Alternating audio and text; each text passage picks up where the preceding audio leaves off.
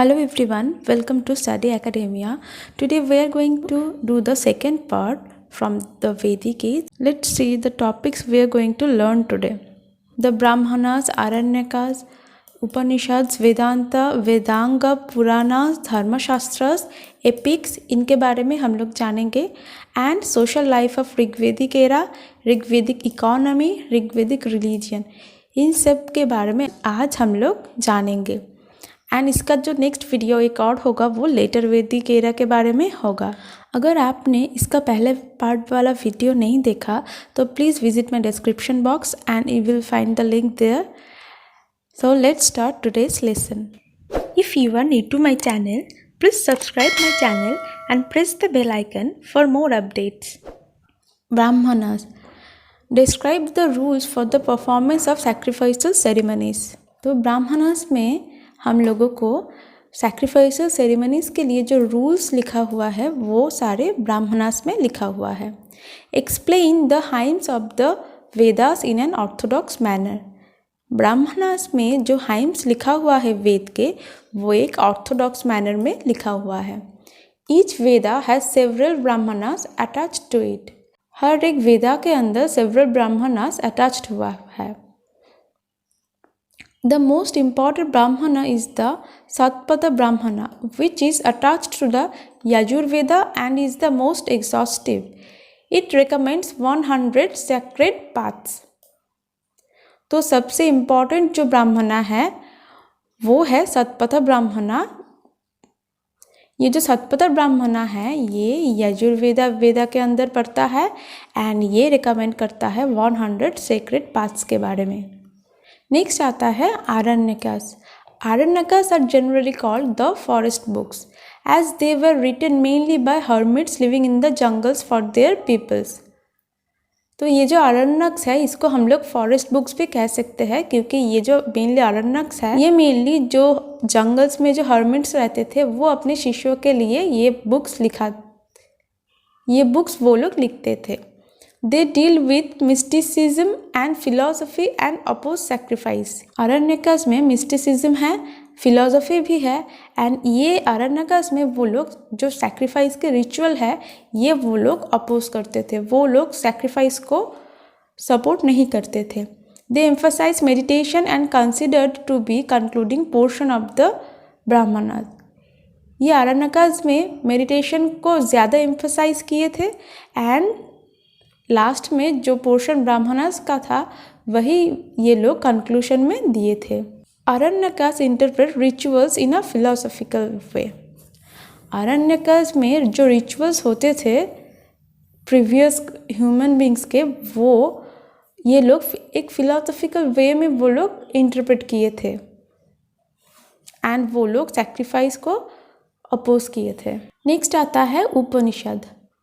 The literal meaning of Upanishad is to sit near someone. उपनिषद का जो literal meaning है मतलब इस वर्ड का जो meaning है उसका meaning होता है to sit near someone मतलब किसी के पास बैठना. There are 108 Upanishads of which 13 are the most prominent. उपनिषद जो है वो 108 उपनिषद है जिसके अंदर 13 ही मोस्ट प्रोमिनेंट उपनिषद है. The Upanishad dwell on the Atman and Brahman. Upanishad जो है ये आत्मन एंड ब्राह्मण के बारे में बताता है. आत्मन मीन्स सोल और सेल्फ. आत्मन मीन्स खुद के बारे में जानना एंड ब्राह्मण means the ultimate reality means ये जो यूनिवर्स है इसके बारे में जानना. Upanishad focus a lot on the philosophy about life, universe, self, body and sacrifice. ये उपनिषद का जो फिलॉसफी है वो लाइफ के ऊपर, यूनिवर्स के ऊपर, सेल्फ के ऊपर, बॉडी के ऊपर अपनी एंड सैक्रिफाइस के ऊपर फोकस किया हुआ है.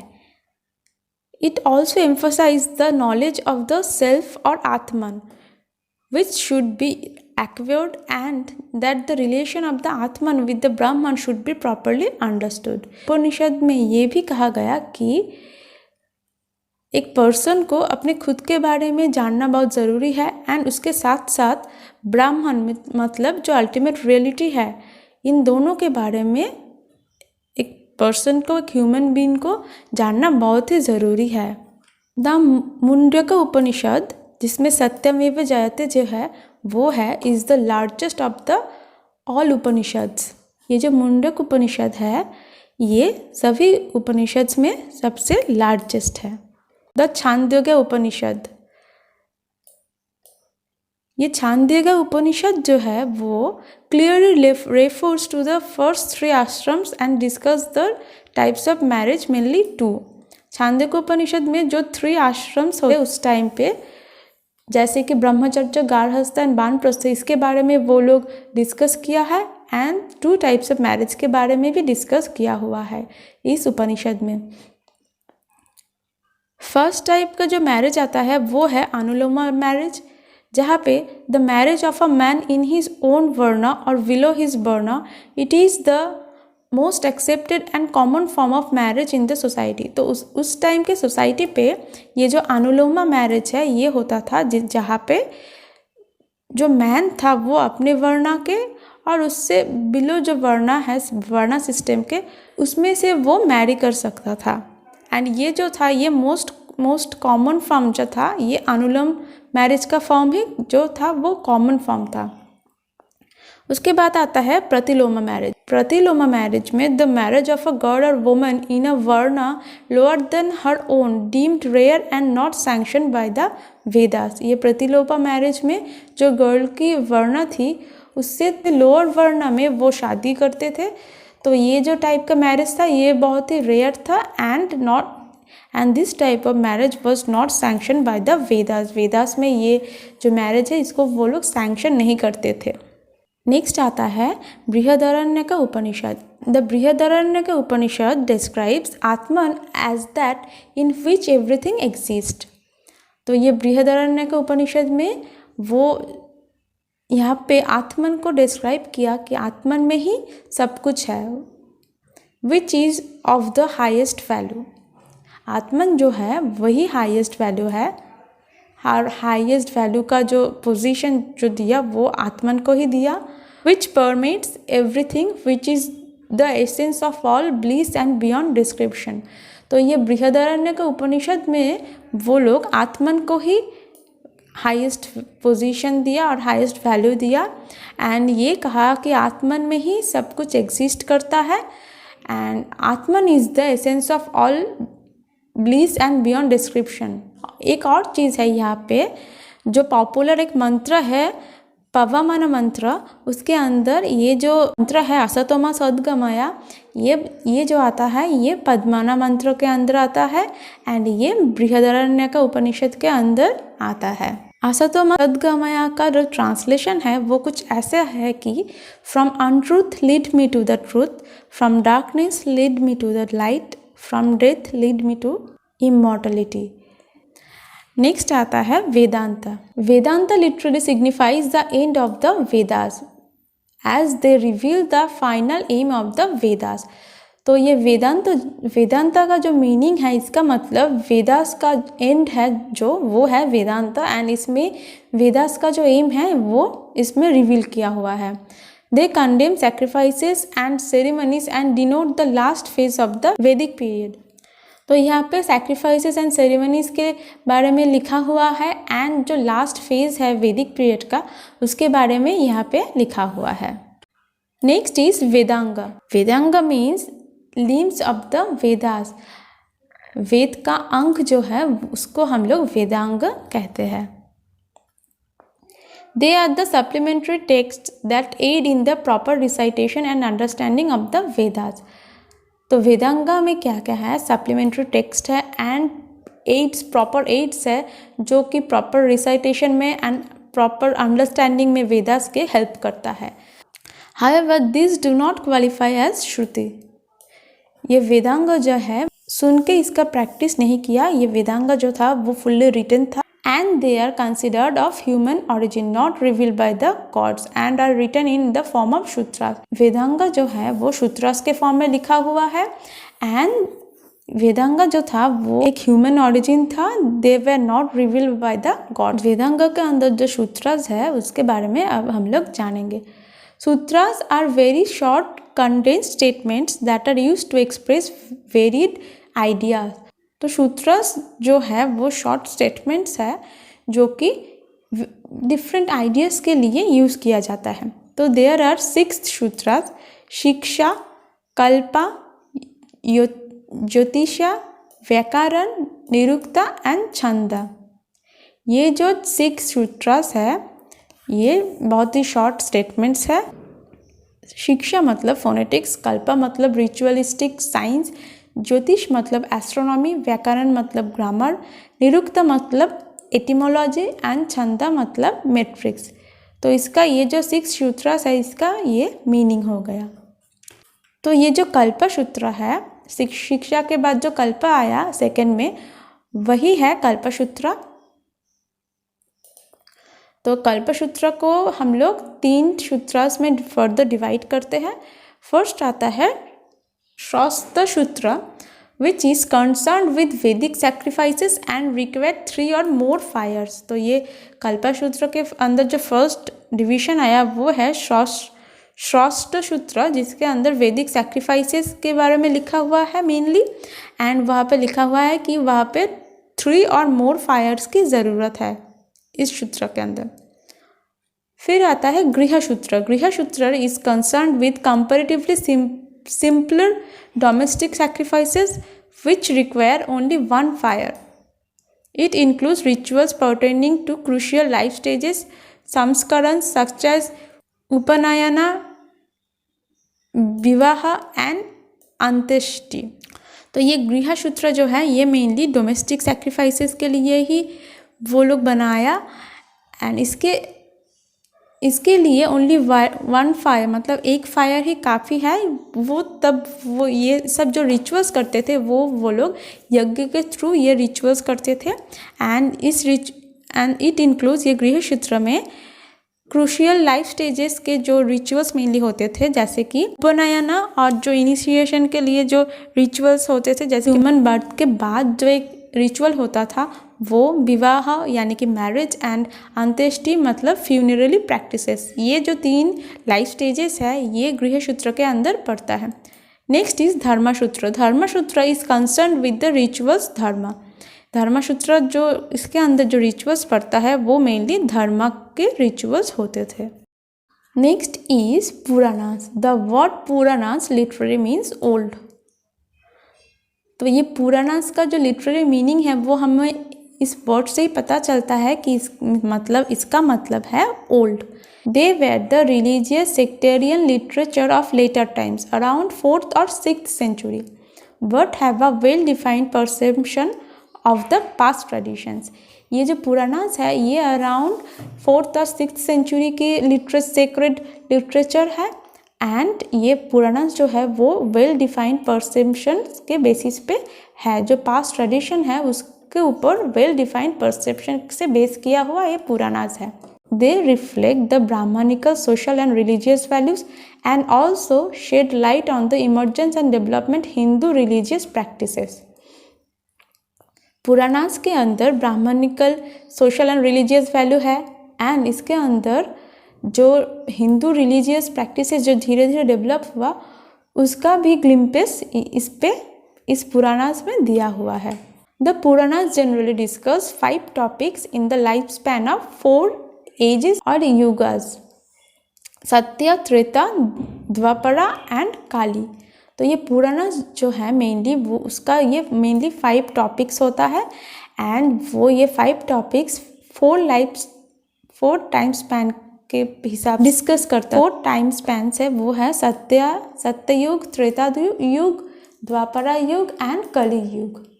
एंड जो 5 टॉपिक्स है वो है सर्ग, प्रतिसर्ग, मनवंतरस, वंश एंड वंशंचुचरिता. सर्ग deals with the creation of the world.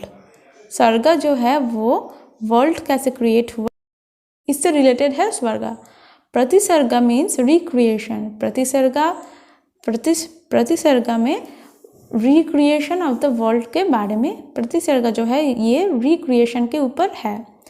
मनवंतरस जो है वो periods of various Manas.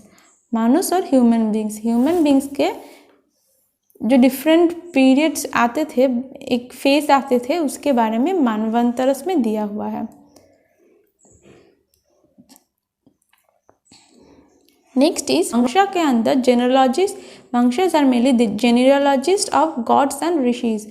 God's and rishis के जो डायनेस्टीज है और से फैमिली मेंबर्स है, इसके बेसिस पे वंशा है। Vamshanucharita, this is mainly text relating to royal dynasties. Vamshanucharita में रॉयल डायनेस्टीज के बारे में लिखा हुआ है। ये मेनली सूर्यवंशी एंड चंद्रवंशी के बारे में ही मेनली लिखा हुआ है। Suryavanshi means who claim their selves as descendants from sun. Suryavanshi जो थे वो लोग अपने को क्लेम करते थे कि वो लोग सूर्य गॉड के डिसेंडेंट्स है। एंड चंद्रवंशी जो थे वो खुद को क्लेम करते थे कि वो मून या फिर चंद्र देवता के डिसेंडेंट्स है। Traditionally the Puranas are considered to be composed by Vyasa. ये हम मानते हैं कि व्यास जो है वही पुराणास को कंपोज किया था। It is commonly accepted that 4 yogas make up a Mahayug, that 1000 Mahayugs make a Kalpa, and that and every Kalpa is further divided into 4 Manvatarans which are presided over by a specific Manu. तो जो commonly accepted वो है 4 yugas जो है वो एक महायुग बनाता है, and 1000 महायुग्स मिल के एक कल्पा बनता है, एंड एवरी कल्पा जो है वो 14 मनवतरन्स में डिवाइड होता था, and each yuga is periodically destroyed and again the recreation of world occurs with the cyclical decline and revival of dharma. तो धर्म के हिसाब से ये जो एक एक युग आता है वो डिस्ट्रॉय हो जाता है, फिर उसके बाद फिर ये वर्ल्ड जो है वो रिक्रिएट होता है। ये एक साइक्लिक प्रोसेस है धर्म का। ये चीज़ पुराणास में लिखा हुआ है। The Puranas are further divided into 18 Mahapuranas. Puranas को फर्दर 18 महापुराणास में डिवाइड किया जाता है।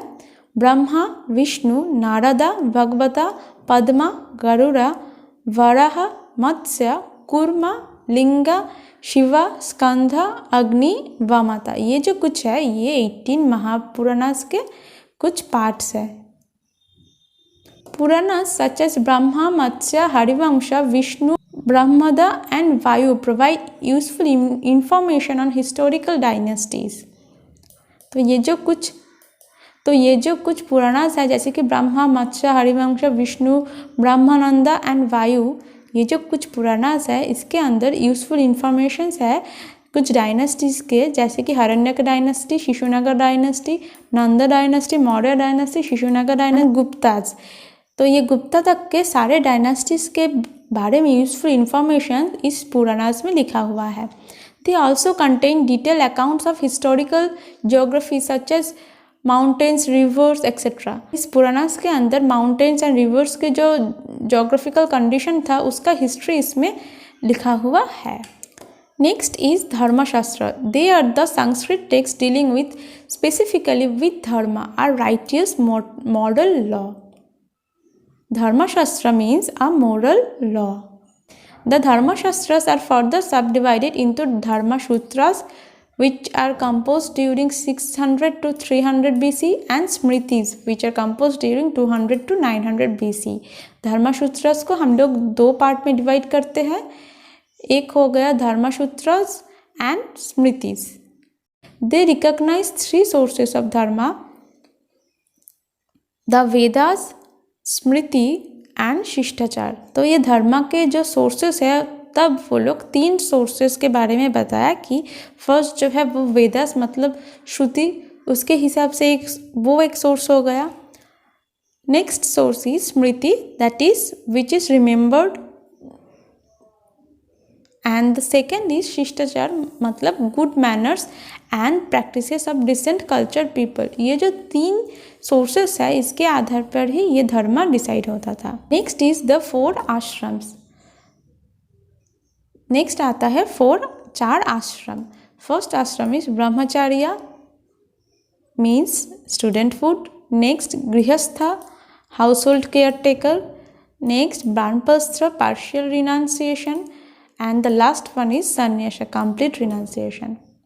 It should be noted the different ashram stages were not followed ritually by all and it was not even applicable to women or shudras. तो ये जो 4 stages है और 4 आश्रम्स है ये सबके लिए एप्लीकेबल नहीं था. वो वुमेन एंड शूद्रस ये फॉलो नहीं करते थे. ओनली हायर क्लास मेन ही ये 4 आश्रम्स के जो तरीका है वो फॉलो करता था.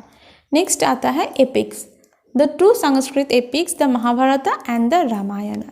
ये महाभारत एंड रामायण जो है ये 2 ग्रेट एपिक्स है हमारे इंडिया के. The link between the Puranas and the epics is that the heroes and clans who are the actors in epics are the descendants of manushya progeny.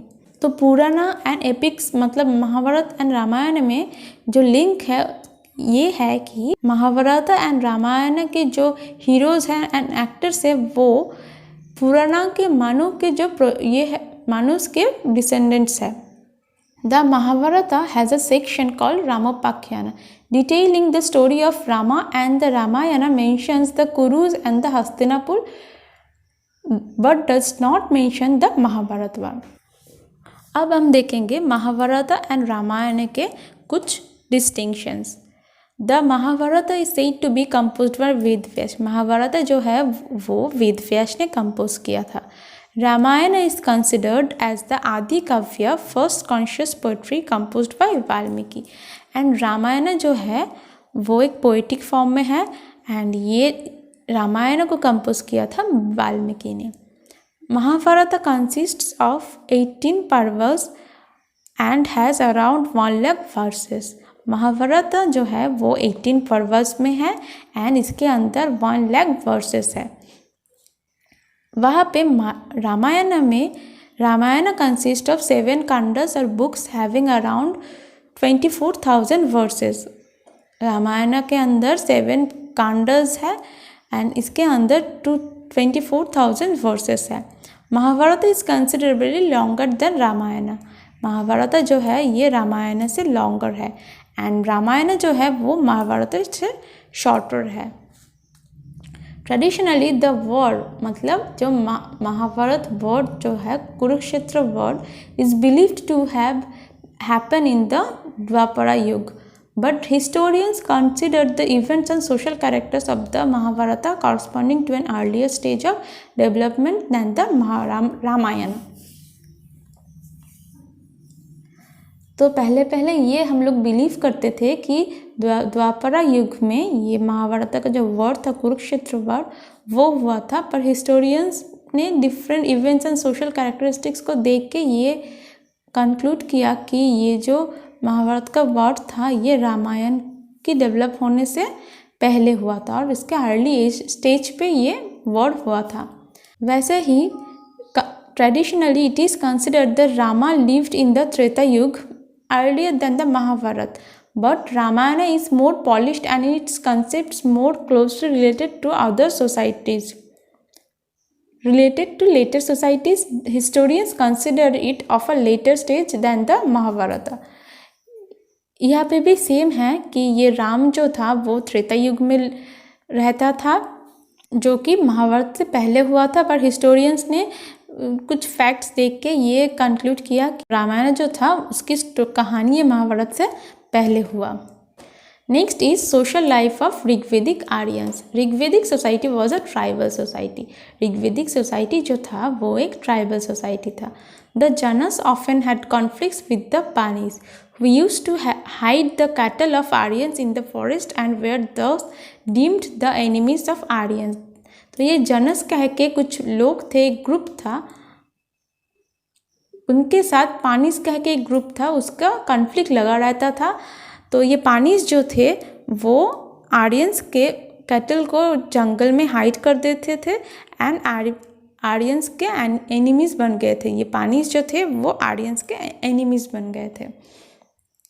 To get their cattle back, the Vedic god Indra was invoked and many battles known as Gavishti, Gaveshana Goshu और Gavyat were fought between the Aryans and the पानीज।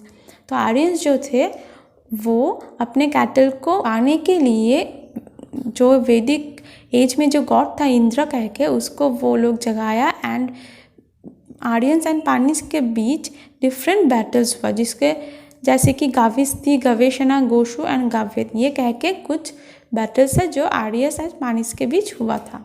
There chief rajan was known as Gopati और Gopa and the chief queen was called Mahishi.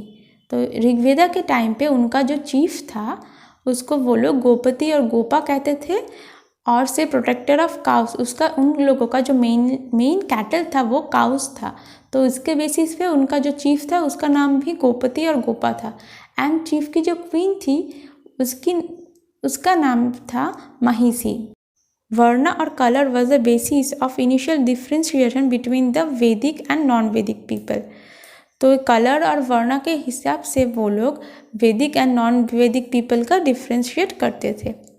The only mention of the four Varnas was found in the Purushukta of the 10th Mandal of the Rigveda. तो ये 4 वर्णा के बारे में ऋग्वेदा का 10th जो मंडल है उसके अंदर जो पुरुषुक्ता है उसमें लिखा हुआ है ये जो 4 वर्णास है उसके बारे में। कुला और family was the basic social unit and Kulapa was the head of the family। तो उन लोगों का जो फैमिली था उसको वो लोग कुला कहते थे एंड उनका फैमिली का जो हेड था उसको वो लोग कुलापा कहते थे। The family was part of a longer grouping called विस और क्लैन। वन और more than one clans made जना और ट्राइब। द जना was the largest social unit. तो ये फैमिली जो था वो एक लार्ज ग्रुप क्लैन का हिस्सा था and different and more than 1 और 2 क्लैंस वो एक जना एंड ट्राइब क्रिएट करता था। तो फर्स्ट आता है फैमिली। फैमिली से वो लोग तो कुछ फैमिलीज मिलके एक क्लैन होता था एंड कुछ क्लैन से वो लोग जना और ट्राइब बनता था। तो ये एक प्रोसेस एंड जना एंड ट्राइब जो है वो एक लार्जेस्ट सोशल यूनिट था ऋग्वेदा के एरा पे। The society was patriarchal in nature though the women had important positions in the society since they were educated and had access to the assembly। तो इस time पे सोसाइटी जो था वो patriarchal था एंड पर वुमेन जो थे उनके लिए भी इम्पॉर्टेंट पोजीशंस थे सोसाइटी में क्योंकि वो लोग भी एडुकेटेड थे एंड वो भी असेंबली में पार्ट लेते थे। There are no instances of child marriages, सती और पूर्दहा इन ऋग्वेदा। ऋग्वेदा के टाइम पे चाइल्ड मैरिज, सती प्रथा, इसके बारे में कोई भी एविडेंसेस या कोई भी कुछ साइंस हम लोगों को नहीं देखने को मिला। Aryans were engaged in 2 types of battles. Aryans जो थे वो लोग 2 टाइप्स के बैटल में एंगेज्ड होते थे। First type was with pre Aryans, probably referred them as Dasas और दायूस।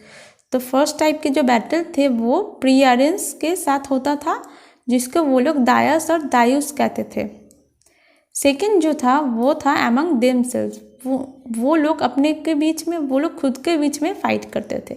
There have been mentions of 2 such battles. A battle occurred between Bharata king Divodasa and Dasa ruler Sambara. ये उनके खुद के बीच होता था जिसका एक एग्जाम्पल है कि भारत किंग दिवोदशा जो जीत गए थे इस वॉर में and the Dasa ruler Sambara. And another battle was the battle of 10 kings और से Dasarajna. This was fought between the Bharata chief Sudas grandson of Divodasa on one side and 10 other tribes including the famous 5 tribes 5 जना। तो ये जो 10 Kings का battle है ये हुआ था भारत के चीफ सुदास ग्रैंडसन्स ऑफ डिवोदशा के बीच एंड दूसरे साइड पे 5 जो फेमस ट्राइब थे उनके बीच ये हुआ था। Some of the important functionaries of Rigvedic society were purohit, senani and gramani. Purohit मतलब प्रीस्ट, सेनानी मतलब leader of an army and gramani मतलब leader of a village. Some important tribal assemblies of this period are Sabha, समिति, विधाता एंड गणा। सभा मीन्स सभा जो था वो एक स्मॉलर बॉडी था एलिट्स के, एंड समिति जो था वो ब्रॉडर था based on folk assembly presided by the rajan. तो समिति जो था वो एक असेंबली टाइप का था, एंड उसका जो प्रेसिडेंट और से चीफ था उनको वो लोग राजन कहते थे। विधाता था कि जो ट्राइबल असेंबली था जिसका डाइवर्स फंक्शंस था उसको विधाता कहते थे, उस असेंबली को वो लोग विधाता कहते थे। एंड गणा जो था वो असेंबली और ट्रूप को वो लोग गणा कहते थे। अब आते हैं ऋग्वेदिक इकोनॉमिक के बारे में। Cattle rearing was their dominant activity. Cattle rearing जो था वो उनका डोमिनेंट एक्टिविटी था। The chief measure of wealth was cattle and a wealthy man was known as gomat, that is to say the one who owned many cattle. तो उनका जो wealth था उसको वो लोग कैसे मेज़र करते थे, जिनके पास जितना कैटल होता है वो उतना वेल्दी पर्सन होता था। तो वेल्दी पर्सन को वो लोग गोमात कहते थे, जिसका मतलब उसके पास ज़्यादा से ज़्यादा कैटल होंगे, उसको वो लोग गोमात कहते थे। There was no concept of private property based on land ownership. तो उस टाइम पे कोई भी प्राइवेट प्रॉपर्टी का कोई भी कॉन्सेप्ट नहीं था लैंड के बेसिस पे। The unit of currency was called Nishka, जो गोल्ड से बना हुआ था। उन लोगों का जो करेंसी था, यूनिट करेंसी, वो गोल्ड से बना हुआ था जिसका नाम था nishka. Barter was the model of exchange and the cow was an important unit of value. Barter system था, वो लोग बार्टर सिस्टम यूज़ करते थे, एंड उनका जो इम्पॉर्टेंट यूनिट था, यूनिट वैल्यू जो था वो काव था। The kingdom was maintained by the voluntary tribute और bali of subjects and bounty won in a battle. तो ये किंगडम कैसे चलता था, ये वॉलंटरी डोनेशन एंड बैटल से जो बाउंटी ओन किया जाता था, इससे ये किंगडम चलता था। Next is Rigvedic religion. There was no temple और idol worship in the early Vedic age. Early Vedic age में हम लोगों को टेम्पल और आइडल वर्शिप देखने को नहीं मिला। The Rigveda reflects naturalistic polytheism similar to primitive animism, as they venerated natural forces like wind, rain, water and thunder. तो ऋग्वेदा में वो लोग कोई भी गॉड को या गॉड का आइडल को वो लोग पूजा नहीं करते थे, वो लोग नेचुरल फोर्सेस जैसे कि विंड, रेन, वाटर को वो लोग पूजा करते थे। They generally worshipped in the open air through yajnas. वो लोग ओपन एयर में यज्ञ के थ्रू वो लोग अपने वर्शिप करते थे। A peculiar case of henotheism or cathotheism means one supreme god is found in Rigvedic religion, wherein the deity being invoked in a particular hymn is considered the supreme god. तो इसमें एक और peculiar case देखने को मिला कि वो लोग कोई भी एक supreme god को एक hymn वो लोग sacrifice कर देते थे। Now some of their gods are the first and the greatest god of the Aryans was Indira. Indra जो था वो उन लोगों का ग्रेटेस्ट गॉड था। 150 hymns are attributed to him. Indra को 150 वो हाइम्स वो लोग सैक्रिफाइस किए थे। कॉल्ड पुरंदर, माघवन एंड वित्रहन। तो इंद्रा को वो लोग और भी कहते थे कि पुरंदर, माघवन एंड वित्रहन, ये इंद्र के और भी नाम हैं। Next is Agni. Agni is the second most important god or the god of fire. 200 hymns are attributed to him. Agni को वो लोग 200 hymns attribute किए थे। The son of earth and heaven intermediately between gods and men. तो ये अग्नि जो थे वो ये जो गॉड था वो अर्थ एंड हेवन के गॉड थे and intermediary between gods and main. Next is Varuna. Varuna जो थे, Varuna was the third most important God and the God of personified water. ये जल के देवता थे। लुक्ड आफ्टर रीता और the cosmic order, ethically the highest of Rigvedic God. ये वरुणा जो था ये ऋग्वेद गॉड्स के हाईएस्ट लेवल के गॉड थे। Soma, God of plants, king of gods, special god of Brahmanas. All hymns of 11 mandals assign to him. ये जो 11 मंडल्स के थे उसके ऑल सारे जो हाइम्स है ये सब सोमा देवता को वो लोग असाइन किए थे। ये सोमा देवता जो था वो प्लांट्स के गॉड थे, गॉड के भी वो किंग था एंड स्पेशल गॉड था ब्राह्मणस के हिसाब से। Next is Savitri, solar deity to whom the famous Gayatri mantra is attributed to in the third mandala. तो इस थर्ड मंडल में जो फेमस गायत्री मंत्र है वो सावित्री देवी को ही वो लोग एट्रीब्यूट किए थे। More gods are Yama the lord of death, Rudra armour archer god, Pushan god of the jungle paths, Surya means the sun god, Aditi mother of the gods, Prithvi earth goddess, Vishnu benevolent god, Maruts god of storm, Vayu god of wind, Ashvins god of war and fertility and Usha god of dawn. ये जो कुछ God's है ये भी वो लोग अपने hymns में मेंशन किए थे।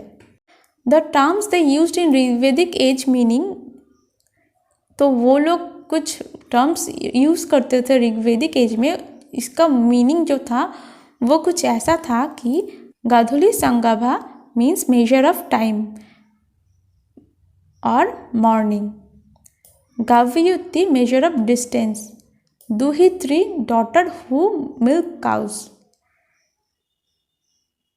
गोत्रा किंगशिप यूनिट्स, विश क्लैन और people in general, gana lineage, grama village, gauri और gavala buffalo.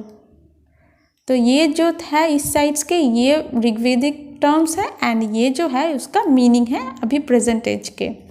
Srini sickle, kshetra cultivated field, urvara fertile fields, dhanya cereals, ghrita butter, soma और सूरा इंटॉक्सिकेटेड ड्रिंक और अल्कोहल,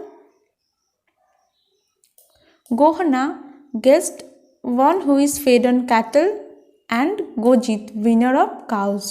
टर्म्स है ये ऋग्वेदिक पीरियड में वो यूज़ करते थे, ये मोस्टली संस्कृत वर्ड्स है एंड ये जो मीनिंग है ये अभी प्रेजेंट जो मीनिंग है। तो इसके साथ साथ आज का जो हमारा ये सेकेंड पार्ट वाला जो वीडियो था ये ख़त्म होता है एंड नेक्स्ट वीडियो में हम लोग लेटर वैदिक एज के बारे में पढ़ेंगे। तो आज के लिए इतना ही। Thank you for watching and if you find this video useful, please like this video and comment below and subscribe my channel for more updates. Thank you for watching.